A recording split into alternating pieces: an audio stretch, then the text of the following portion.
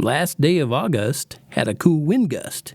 It's Rhyme and Reason 524. There's a rhyme and reason for your life. There's a rhyme and reason why. Hey there, Tony here, and I wanted to share a little bit about what happened on the last day of August this year, in case you hadn't noticed, and if you weren't around this area, maybe you didn't. And I went outside early on that last day of August, and there was a delicate, cool wind blowing.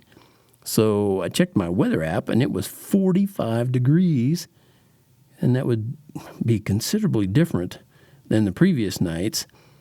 The dry, cool air transported me back to my boyhood days. As I've mentioned multiple times on here, I loved the cooler weather of fall, and it felt like that.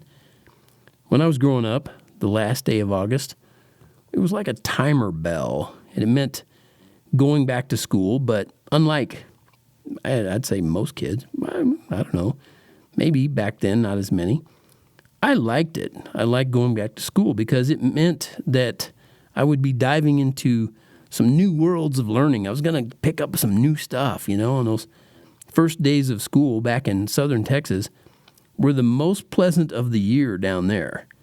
I didn't actually spend many summers in Texas because of my parents' split. I would spend summers in Kansas and my school years in Texas. Anyway, autumn was the only time of the year that the temperature were nice enough to comfortably keep the classroom windows open. And there's just something special about reading a new book to the sounds of birds chirping and squirrels chattering outside, outside the window. And even as I talk about this, I can almost feel those breezes wafting through the windows and the scent of school books and erasers and ink pens and mimeographed papers and magic markers.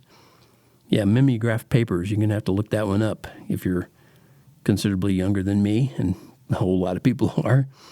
Now, if I could just do a little time travel back to those wonderful days of high school, no way. I wouldn't return to those idyllic school days for all the stolen money in politicians' pockets, not for all the tea in China or England, and not for all the ice in Iceland, for whatever good that would do me. I got out of the public school system just in time, and by the skin of my teeth, as they say.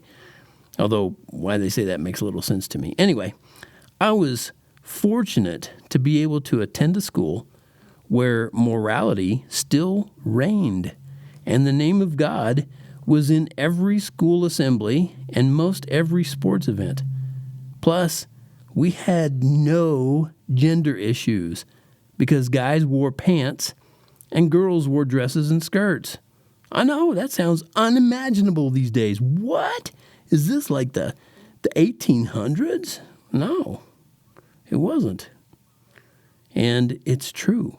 It's interesting how I can be thinking of the last day of August, and before you know it, I'm talking about pants and dresses. That's just another cursory look at how awesome the human brain is designed. And I thank God for the way I'm designed, for the way my thoughts can be intertwined, and how one cool day can often remind me of how much God has done for mankind. Thank you so much for tuning in to my little wind gust here. Until next time, this is Tony from Tony Funderburk reminding you that life does have rhyme and reason because God made you. There's a rhyme and reason for your life.